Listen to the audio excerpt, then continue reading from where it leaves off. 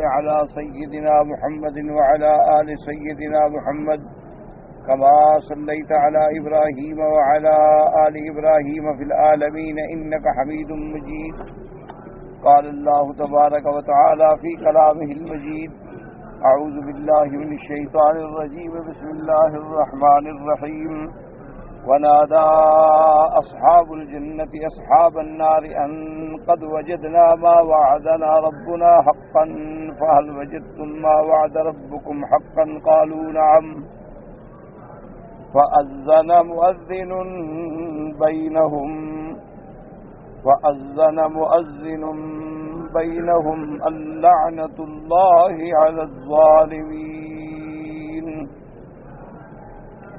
الذين يصدون عن سبيل الله ويبغونها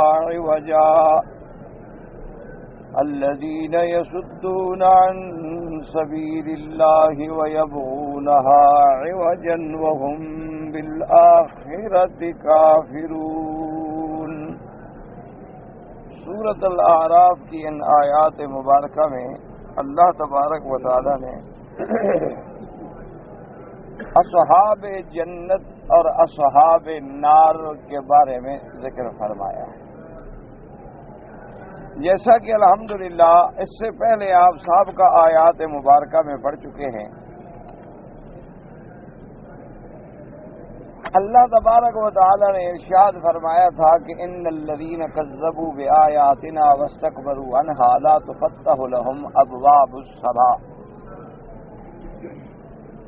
کہ جن لوگوں نے جھٹلایا میری آیات کو اور استکبار کیا، اعراض کیا، تکبر کیا ان پر ایمان لانے سے یا عمل کرنے سے، ان کے لیے آسمانوں کے دروازے نہیں کھولے جاتے اور وہ نہ داخل کیے جائیں گے جنت میں حتیٰ یلج الجمل فی سم الخیاط، حتیٰ کہ اونٹ داخل ہو سوئی کے ناکے میں، جو کہ محال ہے. اسی طرح اللہ تبارک و تعالی جزا دیتے ہیں ظالموں کو جو ظلم کر کے شرک کرتے ہیں اور کفر کرتے ہیں. جیسا کہ الحمدللہ ثم الحمدللہ آپ اللہ کی رحمت سے تفسیر پڑھ رہے ہیں کافی دنوں سے، کہ قرآن مقدس کا ایک اپنا انداز بیان ہے.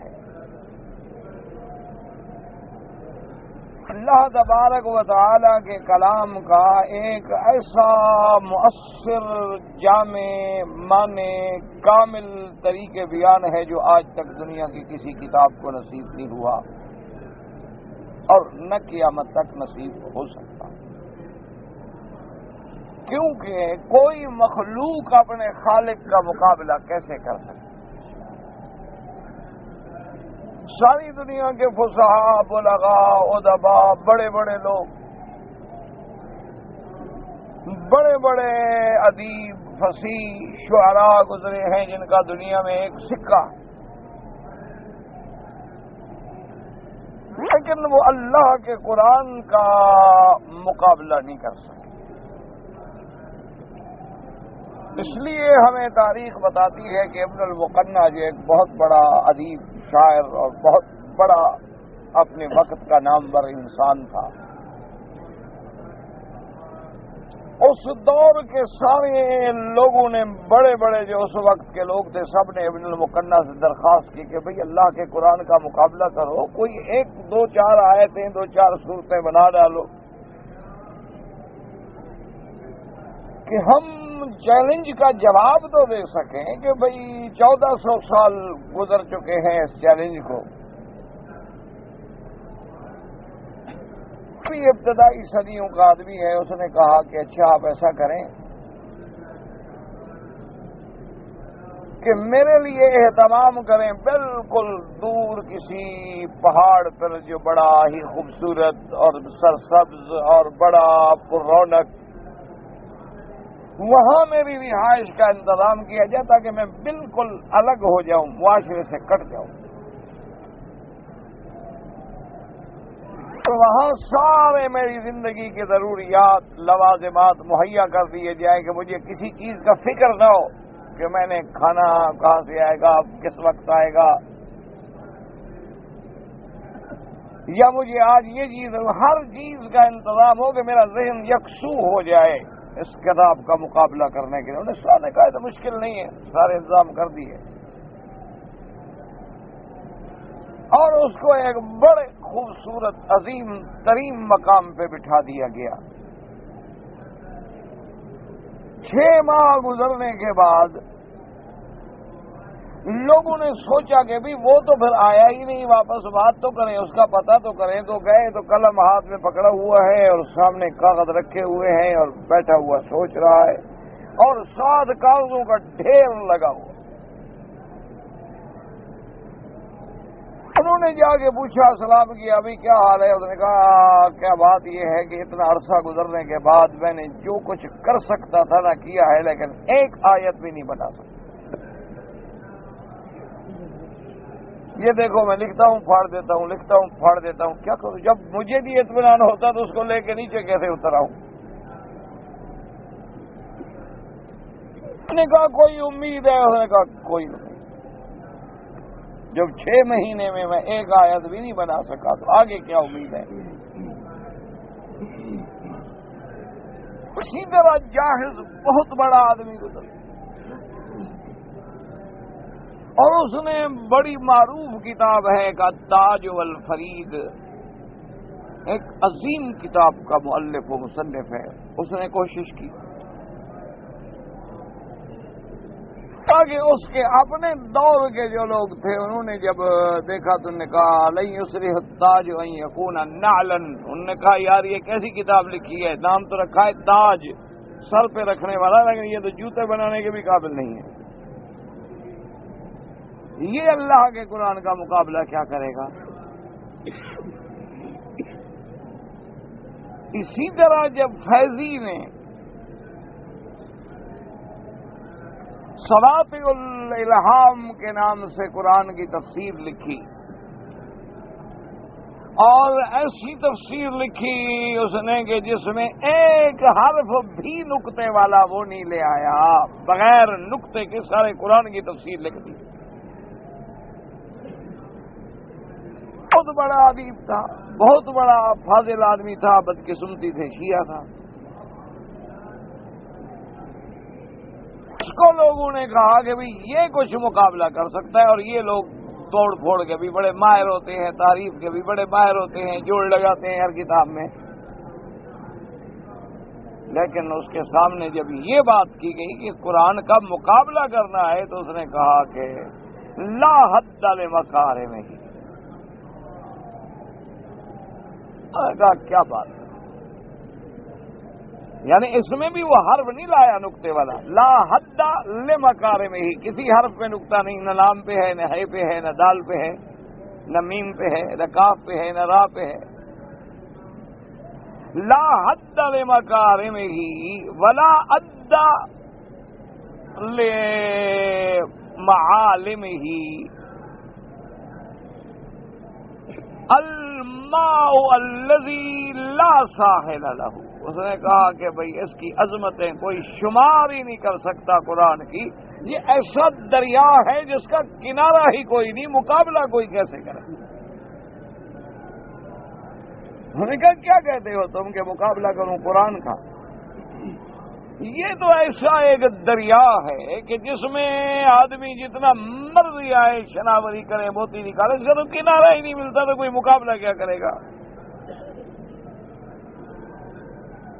اسی طرح ایک بڑا مشہور واقعہ ہے کہ ایک تاریخ میں ایک بندہ گزرا ہے، وہ بڑا ہی خبیث النفس انسان تھا،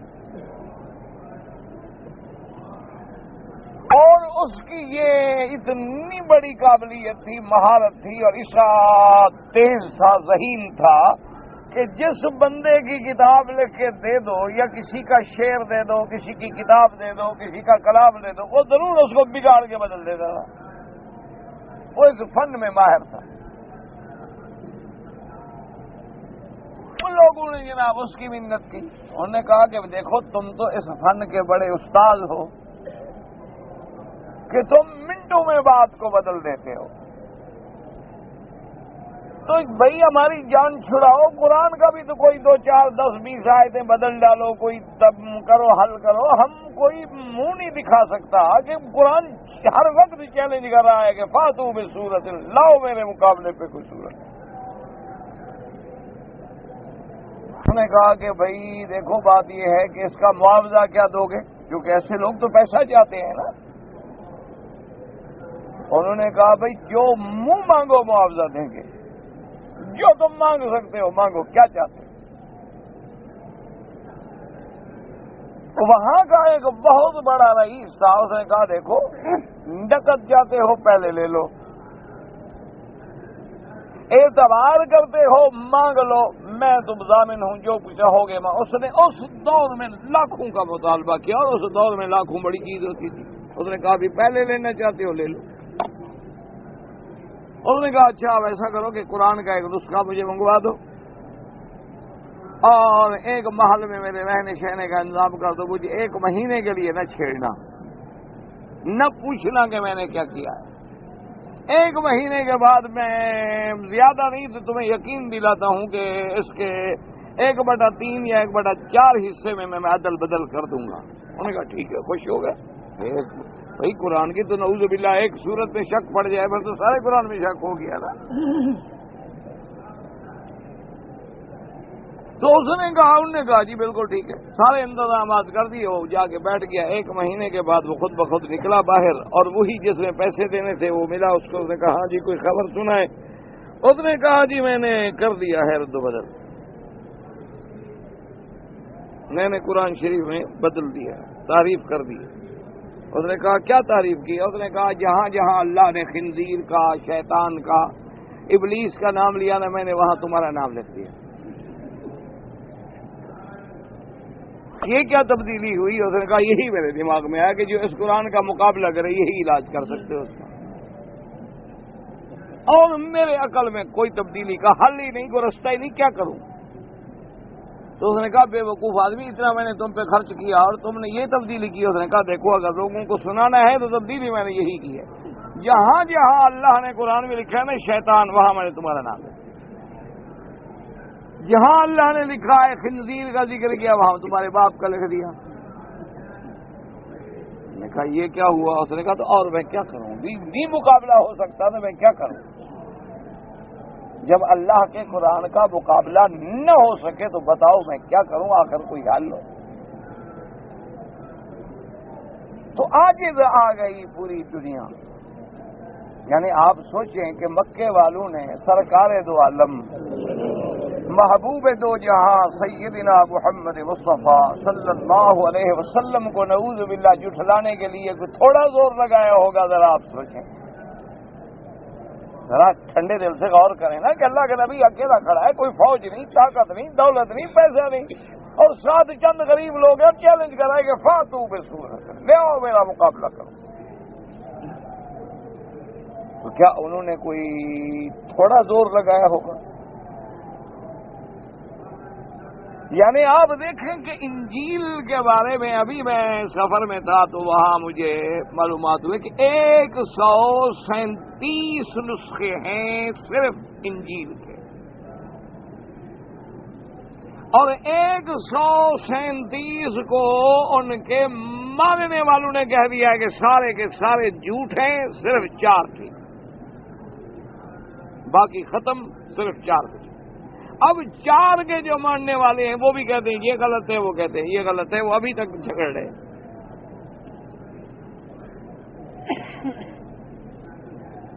اسی میں ایک آدمی نے بڑا ایک تحقیقی مضمون لکھا ہے کہ یہ جو انہوں نے 2000 سن عیسوی چل رہا ہے نا، اس نے ایک بہت بڑا مقالہ لکھا ہے، اور پھر اس نے سابقہ کتابوں سے اور علم فلکیات سے اور دنیا کے جدید علوم، چونکہ اب تو دنیا میں ظالم ترین چیزیں آ گئی، کمپیوٹر آ گیا، انٹرنیٹ آ گیا، دنیا 1 سیکنڈ میں بیٹھ کے ساری دنیا سے معلومات حاصل کر لیتی ہے. تو اس نے تحقیق کی، اس نے کہا یہ 2020 21 انہوں نے کہا یہ تو بات ہی غلط ہے. تو عیسیٰ علیہ السلام کی پیدائش میں بھی بدبخت بھولے ہوئے ہیں، وہ تاریخ ہی غلط لکھی ہے انہوں نے جب عیسیٰ علیہ السلام پیدا ہوئے. آپ اندازہ کریں کہ اتنی جدید دنیا، اتنی قوت ہے کہ چاند پہ ڈیرے ڈال رہے ہیں، چاند پہ ابھی سے زمینیں خرید رہے ہیں۔ کا پادری ہے کہ مر گیا ہے تو اس کی راکھ جو ہے اس کو جلا کے جو راکھ بنے گی وہ چاند پہ پھینکنے جا رہے ہیں۔ یعنی اتنی ترقی یافتہ قوم جو ہے وہ اپنا آج تک کیلنڈر مرتب نہیں کر سکتی، روز دھوکے میں ہیں، کبھی کہتے ہیں 21ویں، کبھی کہتے ہیں 20، اب کہتے ہیں بالکل ہم تو 4 سال کے دھوکے میں ہیں، 4 سال ہم نے غلط تاریخ لکھی۔ لیکن اللہ کے قرآن کے کسی ایک فیصلے کو بھی آج تک دنیا ٹھکرا ہے۔ اللہ کے قرآن نے جو خبر دی ہے آج تک اس کو دوست چھوڑ دو نا، دوست ہم تو مانتے ہیں، ہمارا تو ایمان ہے بھی قرآن اللہ کا کلام ہے، دشمن بھی اللہ کے قرآن کی ایک خبر کو غلط قرار دے کے ثابت کر دیں گے جی قرآن نے جو یہ بات کہی ہے نا ثابت نہیں ہوئی نہیں۔ پوری دنیا عاجز آ گئی اور قرآن کا فیصلہ آج بھی ان کا منہ چڑا رہا ہے کہ میرا مدنی آپ نہ گھبرائیں، علم تفعلوا ولن تفعلوا، نہ یہ اب کر سکے، نہ ماضی میں کر سکے، نہ مستقبل میں قیامت تک میرے قرآن کا مقابلہ کر سکتے کہ بندہ کیسے مقابلہ۔ اس لیے ہمیشہ یاد رکھیں کہ قرآن مقدس کا جو ہے وہ ایک اسلوب ہے، ایک طریق ہے، ایک طرز ہے، اور ایسی عظیم ہے وہ چیز کہ دنیا کی کوئی کتاب اس کا مقابلہ نہیں۔ اسی لیے علماء نے لکھا ہے کہ ہر بندہ کوشش کرے کہ 24 گھنٹے میں کچھ دیر جو ہے بالکل اپنے ذہن کو خالی کر کے اللہ کے قرآن کو دیکھ کے پڑھا کرے، چاہے وہ حافظ ہے، قاری ہے، عالم ہے، جاہل ہے، عام پڑھا لکھا ہے بیچارہ تھوڑا سا، لیکن ایک دفعہ 24 گھنٹے میں قرآن کی زیارت بھی کرے اور دیکھ کے پڑھے۔ میں نے کہا یہ ایسا اللہ کا کلام ہے کہ اس کو پڑھنے سے بالکل جیسے ہم لوگ آپ لوگ اجمی ہیں، ہماری زبان تو عرب نہیں ہے نا، اب دیکھیں کوئی ہمارے بھائی بیچارے برمی ہیں، کوئی بنگالی ہیں، کوئی ہندی ہے، کوئی سندھی ہے، کوئی پشتون ہے، کوئی عرب کچھ ہیں، کوئی پنجابی بولنے والے ہیں، اردو بولنے والے، کہتے ہیں کہ بس قرآن کو لے کے بیٹھ جاؤ، بالکل ادھر ادھر سے اپنے دماغ کو خالی کر لو، چاہے 2 آیتیں پڑھو، 3 آیتیں پڑھو، 4 آیتیں پڑھو، جتنا اللہ نے تمہیں توفیق دی ہے، وہ ضروری نہیں کہ آپ پوری منزل پڑھ لیں، اور انہی آیات کو بار بار پڑھو، ایک دفعہ پڑھو، پھر پڑھو، پھر پڑھو، پھر پڑھو۔ وہ کہتے ہیں جتنا غور کر کے پڑھتے جاؤ گے تم معنی نہیں سمجھتے، تمہیں زبان نہیں آتی، لیکن اس قرآن کا معجزہ ایسا ہے کہ جیسے غور کرے گا بالکل جاہل ترین آدمی جو غور کرے گا 10 دفعہ 15 دفعہ 20 دفعہ آیت پڑھنے سے ایسے معلوم ہوگا کہ میرے سینے میں کچھ اتر رہا ہے، وہ بات سمجھ آ رہی ہے مجھے۔ یہ قرآن پاک کا اس لیے اللہ نے کہا نا کہ وَلَقَدْ يَسَّرْنَا الْقُرْآنَ لِلذِّكْرِ، نصیحت پکڑنے کے لیے ہم نے قرآن کو آسان کر دیا ہے، عبرت پکڑنے کے لیے ہم نے قرآن کو آسان کر دیا۔ اور اسی طرح دیکھ لیں کہ آپ روز قرآن پڑھیں، روزانہ قرآن پڑھیں، یعنی آپ یقین فرمائیں دنیا کی کوئی کتاب لے گو کتنے دفعہ پڑھو گے؟ 1 دفعہ، 2 دفعہ، 3 دفعہ، 4 دفعہ، 5 دفعہ، 6 دفعہ، 10 دفعہ، آخر کہو کہ چھوڑو یار تنگ آ گیا پڑھ پڑھ کے، کیا کتنے دفعہ پڑھو؟ اور قرآن کو تم 1000 بار پڑھو،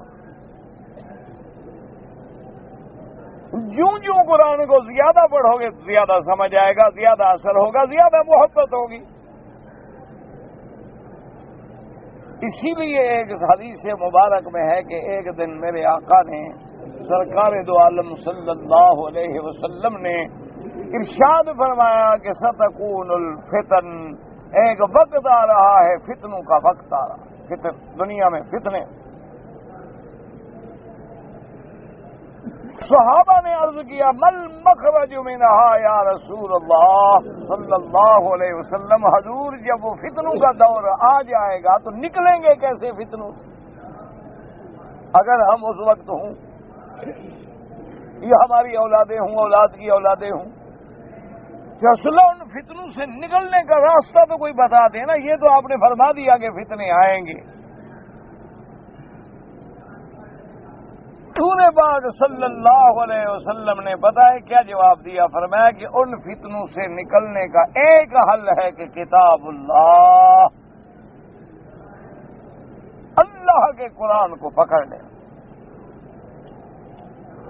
فیہا نبأ ما قبلکم وحکم ما بعدکم، یہ ایسا قرآن ہے تم سے پہلوں کی بھی خبر دیتا ہے اور بعد میں آنے والے فیصلے بھی کرتا ہے۔ اور فرمایا یہ ایسا اللہ کا قرآن ہے کہ بار بار پڑھنے سے پرانا نہیں ہوتا، اور فرمایا یہ ایسا اللہ کا قرآن ہے جس کا ہر فیصلہ جو ہے وہ ایک عدل ہے، فضل ہے، ہزل نہیں۔ اسی لیے علماء امت نے اللہ ان کی قبروں پہ کروڑوں رحمتیں فرمائے، انہوں نے یہی لکھا ہے کہ جب اللہ کے نبی اس دنیا میں آئے ہیں تو آپ کے پاس پہلی چیز کیا تھی؟ کتاب اللہ، اللہ کا قرآن، اور تو کوئی چیز نہیں تھی نا، صرف اللہ کا قرآن۔ حضور کا بیان تو اسی قرآن کو سمجھانے کے لیے تفسیر ہے، تشریح ہے، اس کی یعنی کھول کے بیان کرنے کا ایک ذریعہ ہے، اصل تو اللہ کا قرآن ہے نا۔ تو پوری دنیا میں جو میرے محبوب نے انقلاب برپا کر دیا وہ کس چیز سے، کون سا نصاب تھا؟ قرآن۔ اس لیے علماء نے لکھا ہے کہ آج بھی اگر ہم اس دور فتن کے فتنوں سے بچ سکتے ہیں تو اسی راستے سے، اسی کتاب سے، اسی نصاب سے، اسی انداز سے بچ سکتے ہیں جو ہمارے محبوب نے پہلے استعمال کیا، اللہ کا قرآن۔ اسی لیے سب سے پہلا ماخذ جو ہے علماء کا وہ کیا ہے؟ کتاب اللہ، اور دوسرا کیا ہے؟ سنت رسول اللہ، اور تیسرا کیا ہے؟ اجماع، اور چوتھا کیا ہے؟ قیاس۔ ان سارے مسائل میں سے نہ تو پھر اجتہاد ہوگا ان کی روشنی میں۔ تو اس لیے ہمیشہ یاد رکھیں کہ اللہ کا قرآن ہی ایک ایسی کتاب ہے کہ جو ہمیں ہر فتنے سے نجات دلانے والی ہے، ہماری تمام روحانی بیماریوں کا علاج ہے، ہم سب کے لیے ہدایت کا ذریعہ ہے، ہم سب کے لیے موعظت ہے، جس کی تلاوت جو ہے وہ باعث برکت و رحمت ہے، اور جس کا سمجھنا جو ہے وہ باعث نجات ہے، اور جس کا ماہر جو ہے وہ گویا اللہ کے ملائکہ کی صف میں ہے، اور جس کو نہ سمجھنے والا اڑ اڑ کے پڑھنے والا جو ہے اس کے لیے بھی ثواب ہے۔ یہ ایسی چیز دنیا میں اور کوئی نہیں مل سکتی، وہ کتاب اللہ ہے۔ اس لیے آپ پہلے پڑھ چکے ہیں کہ سارے قرآن کا ایک اسلوب ہے کہ جہاں بھی اللہ کا قرآن کوئی چیز ذکر کرتا ہے نا تو دو چیزوں کو ذکر کرتا ہے، دونوں ضدین کو ذکر کرتا ہے۔ کیا معنی؟ یعنی آسمانوں کا ذکر آئے گا، زمین کا بھی آئے گا۔ آسمان اور زمین دو چیزیں ہو گئی۔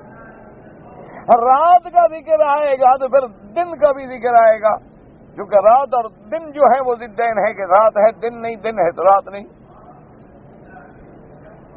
اسی طرح جہاں مومنین کا ذکر آئے گا تو پھر کافرین کا بھی ذکر آئے گا۔ تو اسی طرح جہاں جنت کا ذکر آئے گا تو وہاں نار کا بھی ذکر آئے گا۔ جہاں اشقیاء کا ذکر آئے گا وہاں سعداء کا بھی ذکر آئے گا.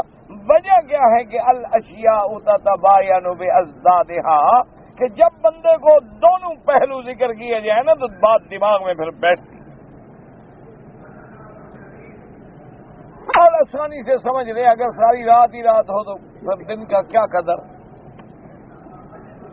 اچھا دن ہی دن ہو تو پھر رات کی کیا قدر. ساری گرمی ہی گرمی ہو تو پھر سردی کا کیا مطلب. ساری سردی ہی سردی ہو تو گرمی کا. اسی لیے دیکھیں نا کہ بعض ملکوں میں جہاں ایک قسم کا موسم ہے لوگ گھبرا جاتے ہیں، پھر وہ دوسری علاقوں میں نکلتے ہیں کہ بھی ذرا کچھ تو چینج کریں نا. اس لیے آپ نے پہلے قرآن مقدس کی اسی سورۃ الاعراف میں پڑھا ہے کہ جو لوگ اللہ کی آیات کو جھٹلاتے ہیں، تکبر کرتے ہیں، اللہ تبارک و تعالیٰ ان کے لیے آسمانوں کے دروازے نہیں کھولتے. اور یہ بات بھی الحمدللہ ثم الحمدللہ پڑھ چکے ہیں کہ آسمانوں کے دروازے نہ کھلنے کا مطلب کیا ہے. مانا یہ ہے بعض علماء نے فرمایا کہ بھائی ان کے لیے ان کی دعائیں جو ہیں وہ قبول نہیں ہوتی. تو قرآن کو مانتے ہی نہیں تو پھر دعا کیا مطلب. اور بعض علماء کرام نے فرمایا کہ ان کی دعائیں بھی عرش پہ نہیں جاتی، آسمان کے دروازے نہیں کھلتے، اور ان کے اعمال بھی اوپر نہیں جاتے. کیونکہ اعمال تو وہی اوپر جاتے ہیں جو اعمال صالحہ ہوں، اچھے عمل ہوں، ایمان کے مطابق، قرآن کے مطابق، سنت کے مطابق. وہ تو ہے نہیں. اور اسی طرح بعض علماء نے فرمایا کہ نہیں، اس کا مطلب یہ ہے کہ جب وہ مرتے ہیں تو ان کے ارواح جو ہیں، ان کی روح جو نکالی جاتی ہے، اس کے لیے آسمان کے دروازے نہیں کھلتے. جس کے بارے میں آپ نے حضرت براء ابن عازب رضی اللہ تعالی عنہ کی روایت سے مفصل حدیث پڑھی سبق میں الحمدللہ. کیونکہ کافی دنوں کے ہم غیر حاضری میں ہیں تو سارا سبق ذرا پہلے دماغ میں رکھ لیں. آپ نے وہ روایت مبارک پڑھی جس میں وضاحت کے ساتھ ذکر آیا کہ جب مومن کی روح نکالی جاتی ہے، اللہ کے فرشتے آتے ہیں ملک الموت کی قیادت میں اور اس کے قریب بیٹھتے ہیں، اور ان میں بڑی خوشبوئیں اور بڑی اعلیٰ خوبصورت شکلوں میں وہ آتے ہیں، اور مومن خوش ہوتا ہے دیکھ. اور پھر وہ مومن کو مخاطب کرتے ہیں، کہتے ہیں کہ کیا اچھی روح ہے، کیا اچھے بدن میں ہے، چلو اپنے رب کے پاس، تمہارا رب تم پہ ناراض نہیں، راضی ہے. اور پھر اس کی روح کو وہ جنت سے لائے ہوئے کفنوں میں لپیٹتے ہیں اور آسمانوں کی طرف لے جاتے ہیں، جہاں جہاں گزرتے ہیں خوشبوئیں. اور ہر جگہ ملائکہ پوچھتے ہیں کہ بھئی کس کی روح لے جا رہے ہو یار، بڑی خوشبو ہے، کس کی روح لے جا رہے ہو؟ تو فرشتے کہتے ہیں کہ فلاں ابن فلاں کی روح ہے، اور اللہ تبارک و تعالیٰ کے محبوب بندے کی روح ہے. اور پھر پہلا، دوسرا، تیسرا، چوتھا آسمانوں پہ جب پہنچ گئے، اللہ حکم دیتے ہیں میرے بندے کی ارواح جو ہے اعلیٰ علیین میں سب کچھ درج کرنے کے بعد پھر اس کو اس کے بدن میں لوٹاؤ.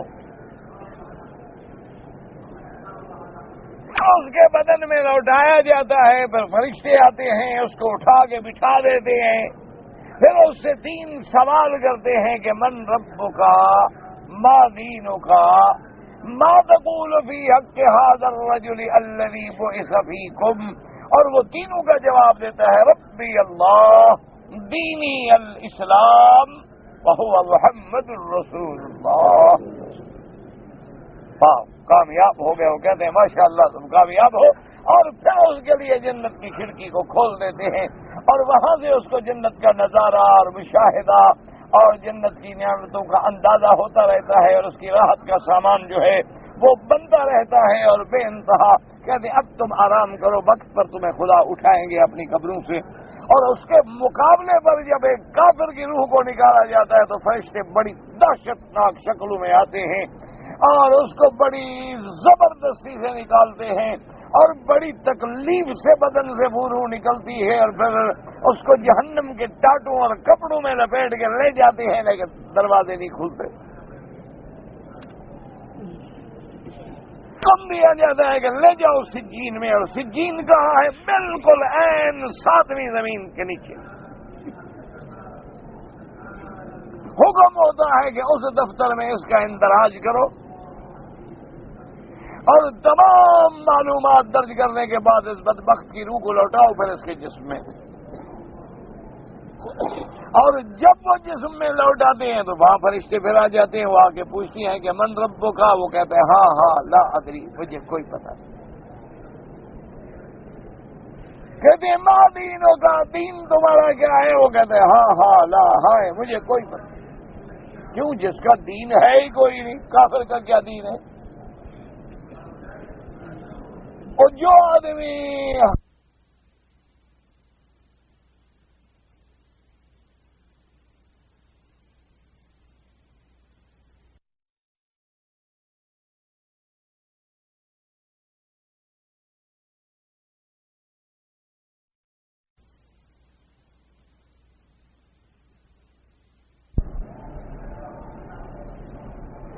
ہر چیز کو سجدہ کر رہا ہے تو اب جناب وہ فیصلہ کیسے کریں؟ اس لیے وہ کہے گا ہاں ہاں لا ادری۔ بھئی تمہارا دین کیا ہے؟ کوئی دین ہو تو پتہ لگے۔ دین اس کا تو وہی ہے جو آگے چل پڑا، اسی کے پیچھے چل پڑا۔ وہ جب پوچھیں گے کہ تم اللہ کے نبی کے بارے میں کیا کہتے ہو، کیا کہ ہاں ہاں لا ادری، مجھے تو پتہ نہیں، اگر پتہ ہوتا تو مان نہ لیتا۔ اب جناب اس کے لیے جہنم کی کھڑکی کھول جاتی ہے، تو اس لیے علماء نے فرمایا کہ لا تفتح لهم ابواب السماء ولا يدخلون الجنة حتى يلج الجمل في سم الخياط، اس کے لیے آسمانوں کے دروازے نہیں کھولے۔ اور بعض ائمہ کرام نے الحمدللہ انہوں نے کہا اللہ کے قرآن کی ایک کھلی ہوئی آیت ہے، لہذا ان کے اعمال بھی نہیں جاتے، دعائیں بھی نہیں جاتی، روح بھی نہیں جاتے، ساری باتیں ٹھیک ہیں۔ اسی سے میں نے عرض کیا تھا کہ دیکھو قرآن نے کتنی باتیں کھولی ہیں، ایک تو صرف روح نہیں جاتی، لیکن یہ بھی بتلا دیا آسمان ہے، یہ بھی بتلا دیا کہ آسمانوں کے دروازے ہیں، یہ بھی بتلا دیا کہ وہ اللہ کے اذن کے بغیر کسی کے لیے نہیں کھلتے، اور یہ بھی سمجھا دیا کہ تم یوں سمجھ لو چونکہ اونٹ کو تو ہر کوئی جانتا ہے، سوئی بھی ہر کوئی جانتا ہے، بھی سوئی کے ناکے میں اونٹ کو داخل کرو محال ہے، تو بھئی جیسے یہ چیز نہیں ہو سکتی وہ بھی نہیں ہو سکتی۔ ایک مثال دے کہ اللہ کے قرآن نے کیسے فیصلہ کر دیا، یعنی ایسا فیصلہ کیوں ایک آتا نا جی اچھا جنت میں داخل نہیں ہو سکتے تو کوئی سمجھتا پتہ نہیں 10 سال کے لیے نہیں ہو سکتے، اس کے بعد شاید چینج ہو جائے۔ کوئی سمجھتا کہ بھائی چلو پہلی دفعہ داخل نہیں ہوں گے، شاید مدت کے بعد دوسری دفعہ میں داخل، میں نہ جیسے اونٹ کا سوئی میں نکلنا داخل ہونا محال ہے، ان کا جنت میں جانا ہی محال ہے، یعنی نہیں جانا۔ اور اتنی بڑی سزا ہم نے کیوں دی ہے؟ فرمایا ظالمین ہیں، انہوں نے اپنے اوپر خود ظلم کیا ہے، ہم نے تو ان کو دین فطرت میں پیدا کیا، ہم نے تو عالم ارواح میں بھی ان سے عہد لے لیا تھا کہ الست بربکم قالوا بلا، تو اب یہ وہ وعدے بھی بھول گئے، عہد بھی بھول گئے، دنیا میں آ کے اپنا رب بھی بھول گئے، اپنا خدا بھی بھول گئے، دین بھی بھول گئے، تو ان نے تو خود اپنے اوپر گلاڑی ماری ہے، ہم نے تو نہیں ماری۔ اس کے بعد اللہ نے فرمایا تھا کہ لہم من جہنم مہاد ومن فوقہم غواش، ان کا اوڑھنا بچھونا جو ہے وہ جہنم، نیچے سے بھی اوپر سے۔ دیکھو نا جی، اس کا معنی یہ ہے اللہ رحمت فرمائے کہ اب آپ دیکھتے ہیں مثال کے طور پر ایک آدمی مثلا سو رہا ہے، اب نیچے بھی کانٹوں کا بستر ہے اور اوپر بھی کانٹوں والی چیز ہے، تو کیسے؟ نہ اوپر سے آرام نہ نیچے سے آرام۔ اچھا کبھی یہ ہوتا ہے نا جی کہ آپ کی ایک بستر جو ہے آپ کا نیچے والی چادر خراب ہے، اوپر والی ٹھیک ہے، آپ بدل لیتے ہیں۔ اچھا آپ نے جو لحاف اوڑا ہوا ہے اس کے دو حصے ہیں، نیچے والا بس ہوا آ رہی ہے تو آپ الٹا کر کے پہن لیتے ہیں، رات تو گزار لیتے ہیں نا، لیکن جس کا اوڑھنا بچھونا اوپر نیچے دونوں جہنم کے ہوں، کیا بدلے، کیا بچھائے، کیا الٹے؟ اسی لیے فرمایا کہ ہم نے یہ سزا کیوں نہیں فرمائی، اسی طرح ہم مجرمین کو سزا دیں۔ اب چونکہ جہنمیوں کا ذکر ہو گیا تھا تو پھر اللہ نے قرآن میں ذکر کیا تھا کہ والذین آمنوا وعملوا الصالحات، ان کے مقابلے پر وہ لوگ جو ایمان لائے اور جنہوں نے اعمال صالحہ کیے۔ صاف یہ بھی بتا دیا کہ صرف ایمان ایمان ایمان کہہ دینا کافی نہیں، بلکہ عمل کے ساتھ ثابت کرو ایمان۔ ابھی دیکھو نا جی، آپ نے امتحان دینا ہے کسی کتاب کا، مثلا تفسیر ابن کثیر کا آپ نے امتحان دینا ہے، تو ایک آدمی سارا دن یہی کہتا ہے تفسیر ابن کثیر، تفسیر ابن کثیر، تفسیر ابن کثیر، کیا امتحان دے گا؟ پڑھے گا تو امتحان دے گا، سمجھے گا تو امتحان دے گا، یاد کرے گا تو امتحان دے گا۔ اسی طرح تم صرف اللہ اللہ کا رسول، اللہ اللہ کا رسول نام لیتے رہو، چومتے رہو، آنکھوں میں لگاتے رہو، لیکن حکم نہ مانو، اللہ کے احکام پہ نہ چلو، اعمال صالحہ اختیار نہ کرو، یا جو مرضی آئی تو کبھی کر لیا اور مرضی آئی تو کبھی نہ کیا، تو پھر تم اللہ کے حکم کے پابند تو نہیں ہو، وہ تو پھر تم اپنے خواہشات کے پابند ہو کہ دل کرے تو سمندر کے کنارے پہ جا کے بیٹھ گئے، اور کبھی دل کیا چلو یار آج جمعہ ہے نماز بھی پڑھ لیں، اور دوست احباب بھی جمعہ کا دن ہے یار وہاں مل جائیں گے اور سب کا حال احوال بھی پوچھ لیں گے، گپ شپ بھی لڑا لیں گے، چلو یار جمعہ کا دن بھی ہے، رونق بھی بڑی ٹھیک ٹھاک ہوتی ہے۔ یہ کوئی فرما برداری ہے، ایمان تو نہیں ہے۔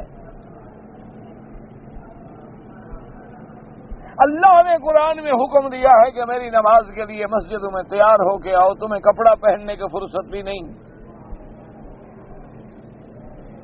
تمہیں اللہ کے گھر میں آنے کے لیے تیاری کی فرصت بھی نہیں۔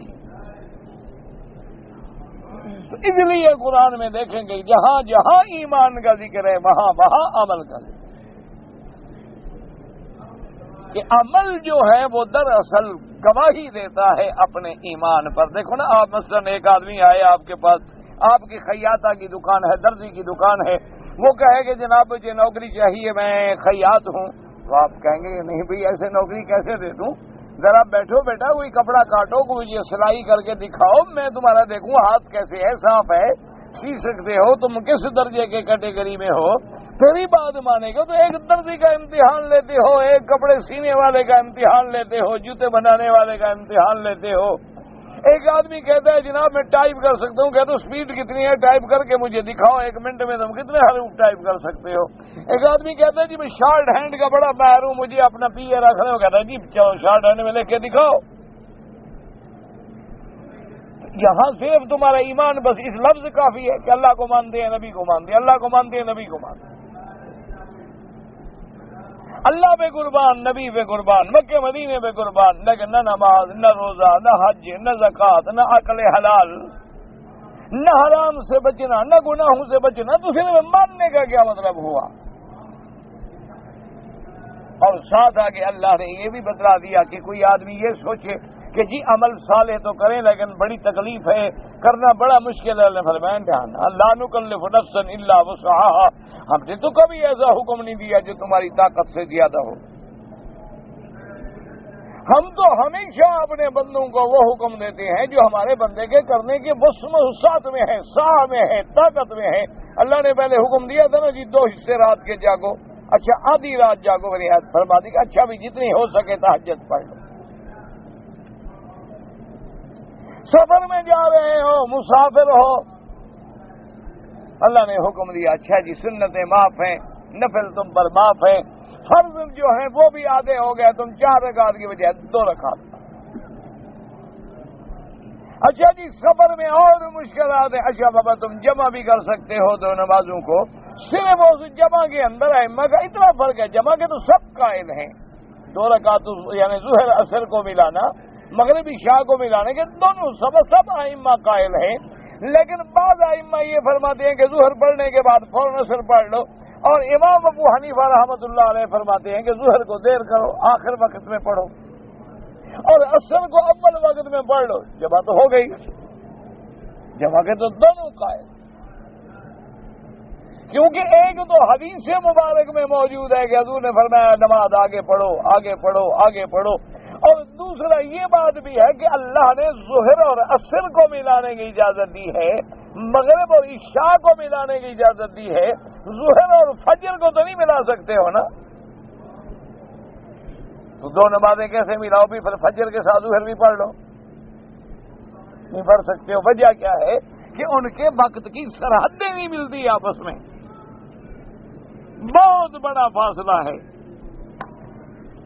تو جن جن نمازوں میں وہ حدیں ملنے تھیں، قریب تھیں، تو مشکل کوئی نہیں۔ اور پھر سفر کا اللہ تبارک و تعالیٰ کی حکمت ہے کہ ہر بندہ جو سفر کرتا ہے تو ٹھنڈے وقت زیادہ زور لگاتا ہے سفر میں، کبھی ٹھنڈا وقت ہے زیادہ سے زیادہ سفر کر لیں، ہمت کریں، آگے گرمی ہو جائے گی تو آرام کر لیں گے۔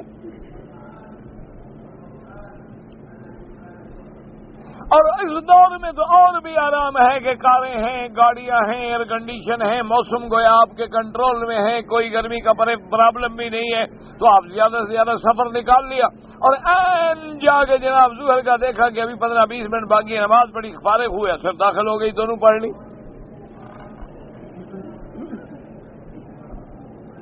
یا جیسے جہازوں میں مسئلہ آتا ہے کہ بھئی لمبا سفر ہے اور نمازیں آپ نے جہاز میں الحمدللہ ادا کرنی ہیں، اور پھر اس میں بار بار وضو کرنا بھی مشکل ہے، تکلیف تو آخر ہوتی ہے، امام چھوٹے ہیں، کھڑا ہونا، پاؤں دھونا ایک مسئلہ تو ہوتا ہے، تو اللہ نے رعایت کر دی۔ اچھا جی بہت بڑی سردی ہے، ہر وقت پاؤں دھونا مشکل ہے، وضو فرما کے وضو کر لو، وضو کے ساتھ ہی نیت کر لو مسح کی، اور موزے چڑھا لو، پاؤں پہ واپس تسمے باندھ لو، بوٹ باندھ لو، اس کے بعد اوپر مسح کر لیا کرو، بس ختم ہو گئی بات۔ وہ آسان ہو جاتا ہے کہ پانی آدمی ہاتھوں جلدی جلدی دھو لیتا ہے نا جی، منہ بھی دھو لیتا ہے، پاؤں دھونا ہی ایک صعوبت ہوتی ہے، اللہ نے اس میں بھی رعایت کر دی۔ ہم نے رمضان المبارک ہے، بیمار ہو گئے، پھر میں کوئی بات نہیں، پریشان ہونے کی کوئی ضرورت نہیں، چھوڑ دو روزے، جب ٹھیک ہو جاؤ بعد میں قضا کر دو۔ اسی طرح آپ دیکھ لیں کہ عورت کے اگر روزے قضا ہو جائیں حیض میں تو اس کی تو قضا ہے، لیکن نمازوں کی قضا نہیں، حالانکہ نماز بھی فرض ہے، روزہ بھی فرض ہے۔ وجہ کیا ہے کہ اگر عورت کے 8 دن حیض کے ہیں تو 8 5 40 نمازیں اس کے ذمہ ہو گئیں، اب پاک ہونے میں 40 نمازیں ادا کرنا جو ہے بڑا مشکل ہے، اور احناف کے نزدیک تو پھر فرض بھی پڑھے گی قضا اور وتر بھی پڑھے گی قضا، تو بہت بڑی نمازیں ہو جاتی ہیں، اللہ نے معاف کر۔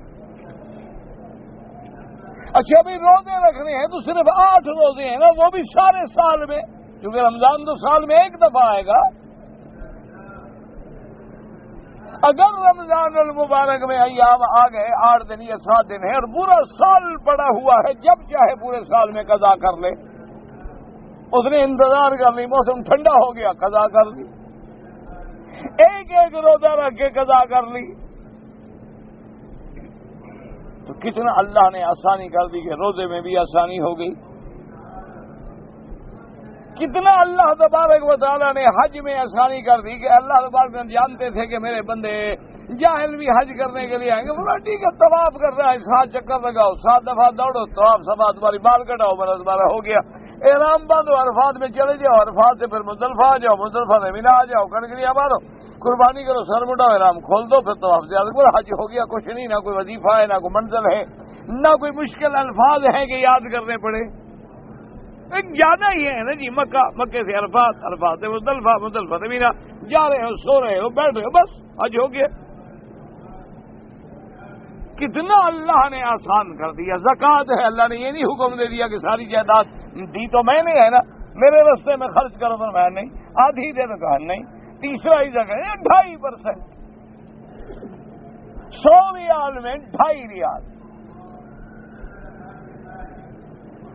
اب انسان ایمان سے کہیں کہ 100 ریال میں 2.5 ریال خیرات یعنی زکوٰۃ فرض نکال دینا کیا مشکل ہے،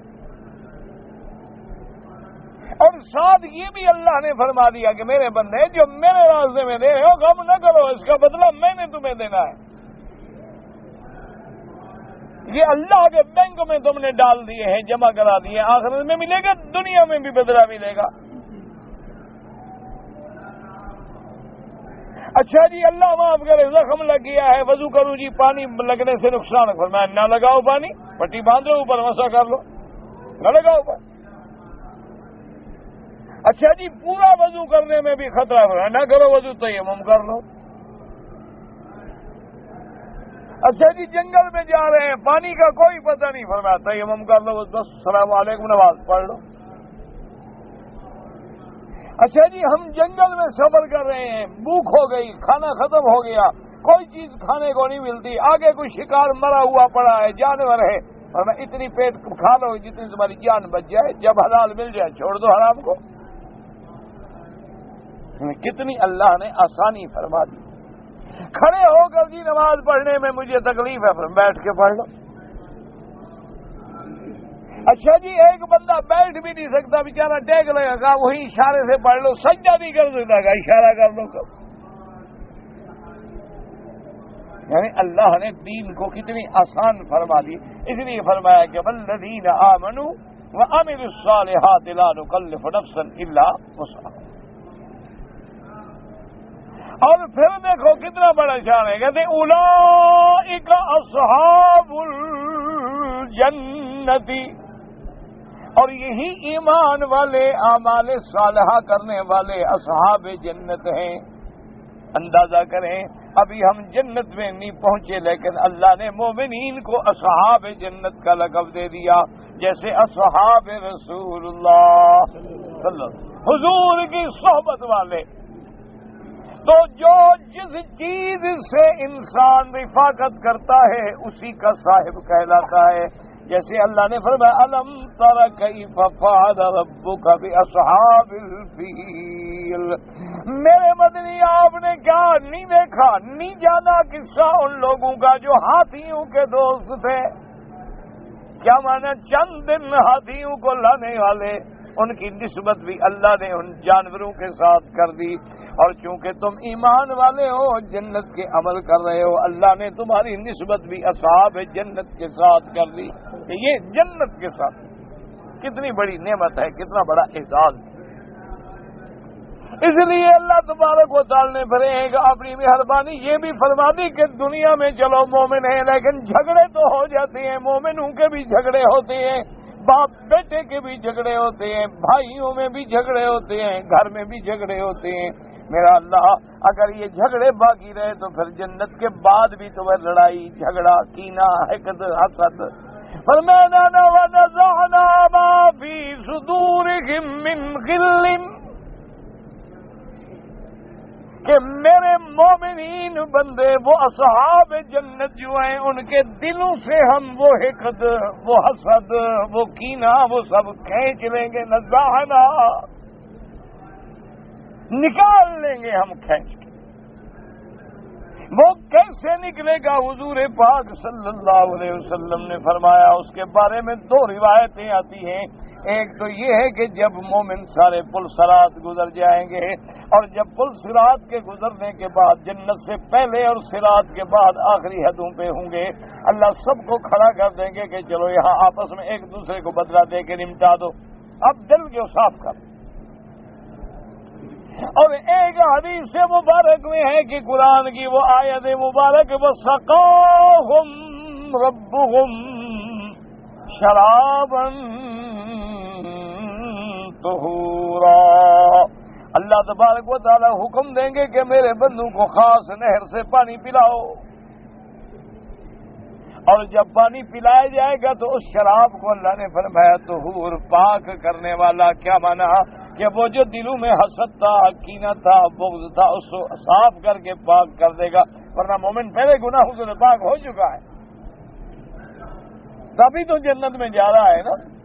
وَسَقَاهُمْ رَبُّهُمْ شَرَابًا طَهُورًا، اللہ تبارک و تعالیٰ ان کو پلائیں گے وہ پاکیزہ پانی جس کا نتیجہ یہ نکلے گا کہ دلوں میں جو حسد ہے، جو کینہ ہے، جو بغض ہے، جو غصہ ہے، صاف ہو گیا اور سب کو بھائی بنا کے جنت میں داخل کر دیا۔ اور فرمایا جب جنت میں آئیں گے مومن تو ان کی زبانوں پہ کیا ہوگا؟ قالوا الحمدللہ الذی ہدانا لہذا وما كنا لنهتدي لولا ان هدانا اللہ۔ جنت والے بھی جب پہنچیں گے تو کہیں گے اللہ تیرا شکر ہے کہ تو نے ہمیں جنت کا رستہ دکھلایا، اگر تو ہدایت نہ کرتا تو ہم تو کبھی جنت میں نہ پہنچ پاتے۔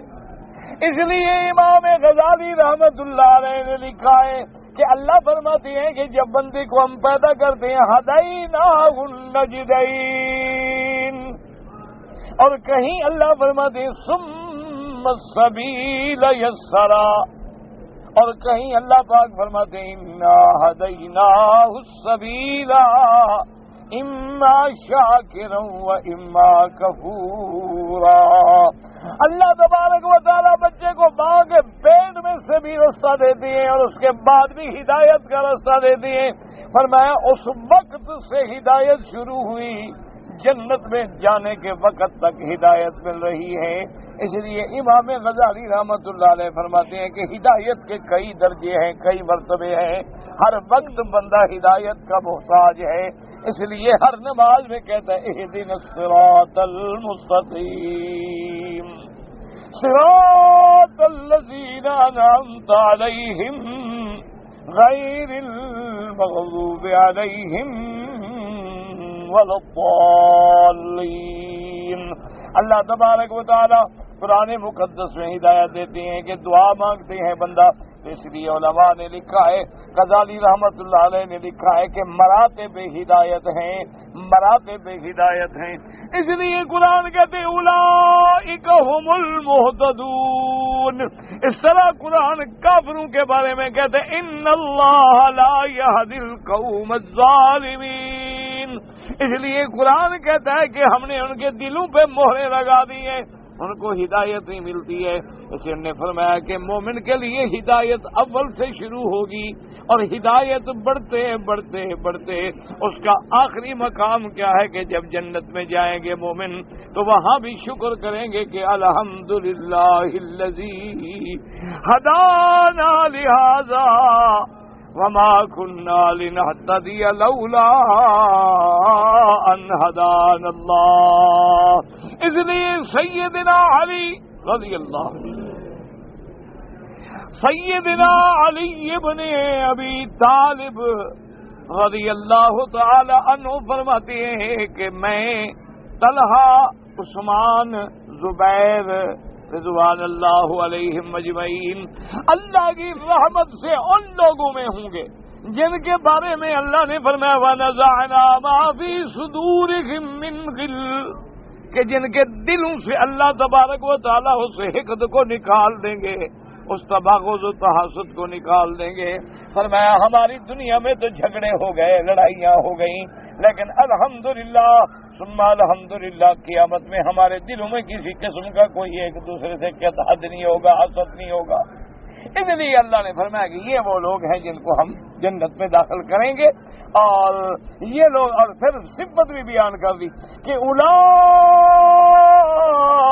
اصحاب الجنت هم فیہا خالدون، یہ جنت کے ساتھی ہمیشہ جنت میں رہیں گے۔ یہ نہیں ہوگا کہ ان کو جنت سے کبھی پھر نکالا جائے یا جنت سے کبھی محروم کر دیا جائے یا ایک مدت کے لیے جنت میں بھیجا جائے۔ فرمایا نہ بالکل ہمیشہ یہ جنت میں رہیں گے، یہ جنت میں رہنے کے لیے اللہ کی رحمت سے ان کو پیدا کیا گیا۔ اور یاد رکھیں اس لیے حضور پاک صلی اللہ علیہ وسلم نے فرمایا لن يدخل الجنت احد الا بفضلہ، کوئی بندہ جنت میں نہیں جاتا مگر اللہ کی عنایت سے، اللہ کے احسان سے۔ صحابہ نے پوچھا بلا انت یا رسول اللہ، حضور کیا آپ بھی؟ فرمایا الا ان یتغمدنی اللہ برحمتہ، مجھے بھی اللہ اپنی رحمت میں ڈھانپ کے جنت میں داخل کریں گے۔ کیا معنی؟ یہ نہیں کہ بس اللہ کی رحمت سے جائیں گے، عمل نہ کرو نا، عمل نہیں کرو گے تو اللہ کی رحمت آئے گی کہاں سے؟ یہ لوگوں کو دھوکا ہو جاتا ہے نا بھی جی جنت میں بھی اللہ غفور الرحیم ہے، اور جی عملہ نال جنت کوئی نہیں جاتا، لیکن عملوں کے ساتھ ہی تو رحمت آئے گی نا۔ قرآن پڑھو گے تو رحمت آئے گی، قرآن پہ عمل کرو گے تو رحمت آئے گی، اللہ کے حکم پہ چلو گے تو رحمت آئے گی۔ کام تو کرو، عذاب والے امید رکھو رحمت کی، یہ تو غلط بات ہے۔ اللہ فرماتا ہے گندم بو گے تو گندم کاٹو گے، جو ڈالو گے تو جو کاٹو گے۔ تم اگر انگوروں کی بیل لگاؤ گے تو انگور ملیں گے، یہ تو نہیں ہو سکتا کہ تم گندم کاشت کرنے کے بعد یا کانٹے کے درخت سے پھولوں کی امید رکھو، یہ تو کبھی بات نہیں ہو سکتی۔ اس لیے یہ معنی ہوتا ہے، اور اسی لیے حضور نے فرمایا کل میسر لما خلق لہ، اللہ نے جس کو جس کے لیے پیدا کیا ہے عمل بھی اسی طرح کے وہ کر رہا ہے۔ اگر جنت کے لیے ہے تو عمل بھی جنتیوں والے کر رہا ہے، اگر جہنم کے لیے ہے تو عمل بھی جہنمیوں والے کر رہا ہے۔ یہ جنت والوں کا ذکر کر کے اب اللہ ان آیات میں فرماتے وَنَادَى أَصْحَابُ الْجَنَّةِ أَصْحَابَ النَّارِ أَن قَدْ وَجَدْنَا مَا وَعَدَنَا رَبُّنَا حَقًّا فَهَلْ وَجَدْتُم مَّا وَعَدَ رَبُّكُمْ حَقًّا قَالُوا نَعَمْ۔ اب اللہ فرماتے ہیں کہ وہ جنت والے مخاطب ہوں گے اہل نار سے، حالانکہ جنت اور نار کے فاصلے جو ہیں بہت بڑے ہیں، لیکن آج دیکھو جیسے دنیا کے فاصلے سمٹ گئے ہیں، آپ ایک ملک میں بیٹھ کے دوسرے ملک سے کیسے بات کرتے ہیں، جیسے بالکل دوسرے کمرے میں بندہ بیٹھا بات کر رہا ہو۔ تو اگر انسانوں نے اس دنیا کو گلوبل ولیج میں بدل ڈالا ہے تو اللہ کے آگے کیا مشکل ہے؟ اس لیے جنت والے جنت میں ہوں گے، جہنم والے جہنم میں ہوں گے، وہاں سے دیکھیں گے بھی۔ اس لیے جیسے قرآن دوسری جگہ کہتے ہیں فَاطَّلَعَ فَرَآهُ فِي سَوَاءِ الْجَحِيمِ، ایک جنتی دیکھے گا، ڈھونڈے گا کہ وہ بندہ کدھر، دیکھے گا جہنم کے درمیان میں پڑا، اسی لیے وہ دیکھیں گے بھی، اسی لیے ایک دوسرے کا خطاب بھی سنیں گے۔ اور وہ جہنم کی آگ ایسی ہوگی، یہ نہیں کہ بندہ مر جائے جل جائے جان چھوٹے نہ، مرے گا بھی نہیں۔ اللہ تبارک، کیوں موت تو آنی نہیں، اگر موت آنی ہوتی تو بس ایک دفعہ آگ لگتی، جان چھوٹ، مر گئے جل گئے سڑ گئے خلاص، نہ زندہ رہے۔ اس لیے اب جنت والے پکاریں گے وَنَادَى أَصْحَابُ الْجَنَّةِ أَصْحَابَ النَّارِ أَن قَدْ وَجَدْنَا مَا وَعَدَنَا رَبُّنَا حَقًّا۔ وہ جنت والے کہیں گے اے دوزخیو، ہمیں یہ تو بتلاؤ، ہم سے جو رب نے وعدہ کیا تھا وہ تو رب نے سے وعدہ پورا کر دیا، ہم تو جنت میں آ گئے۔ اللہ نے وعدہ کیا تھا کہ نیک بنو گے، عمل صالحہ کرو گے تو میں جنت دوں گا، وہ ہمارے ساتھ تو بھئی وعدہ پورا ہو گیا، اور تمہارے ساتھ تمہارے اعمال کی سزا کا جو وعدہ تھا جہنم کا۔ فَهَلْ وَجَدتُّم مَّا وَعَدَ رَبُّكُمْ حَقًّا، کیا تم نے بھی اللہ کا وعدہ تمہیں بھی ملا ہے کہ کافروں کے لیے جہنم ہے؟ اب جہنمی اقرار کریں گے، کہیں گے قالوا نعم، کہیں گے ہاں جی ہمارے ساتھ بھی پورا ہو۔ فَأَذَّنَ مُؤَذِّنٌ بَيْنَهُمْ اللَّعْنَةُ اللَّهِ عَلَى الظَّالِمِينَ، اور دونوں کے درمیان میں اعلان کرنے والا اعلان کرے گا کہ اللہ کی لعنت ہے ان پہ جنہوں نے کفر و شرک کر کے اپنے اوپر ظلم کیا ہے۔ اور وہ ظالم کون ہیں؟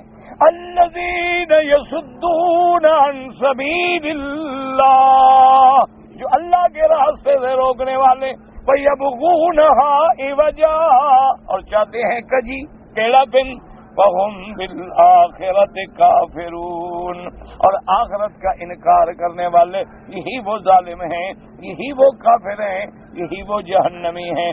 یعنی اللہ نے پہلے دونوں کا منظر بیان کیا کہ جنت والوں کی یہ صفتیں ہیں، جہنم والوں کی یہ صفتیں ہیں، اور آخر میں یہ بھی ذکر کر دیا کہ پھر جنتی جہنمیوں کو دیکھیں گے، جہنمی جنتیوں کو دیکھیں گے، جنتی جہنمیوں کی آوازیں سنیں گے، اور جہنمی جو ہے وہ جنت والوں کی آوازیں سنیں گے. اور یہ بھی بتلا دیا کہ قیامت میں ہر بندہ ندامت کر کے اقرار کرے گا کہ اللہ کا فیصلہ سچا ہے، لیکن اس وقت ماننے کا فائدہ کوئی نہیں ہوگا، کیونکہ یہ دنیا دار العمل ہے، آخرت دار الجزا ہے. دعا کریں یہاں اللہ ہمیں صحیح راستے پہ چلنے کی توفیق دے دے اور خاتمہ ایمان پہ فرما دے. مقام ابراہیم کو جو مصلی کہا گیا ہے، یعنی قرآن پاک میں آتا ہے، سائل کسی ساتھی نے پوچھا ہے کہ وَاتَّخِذُوا مِن مَّقَامِ إِبْرَاهِيمَ مُصَلًّى، تو اس مصلی سے کیا مراد ہے؟ نماز یا طواف؟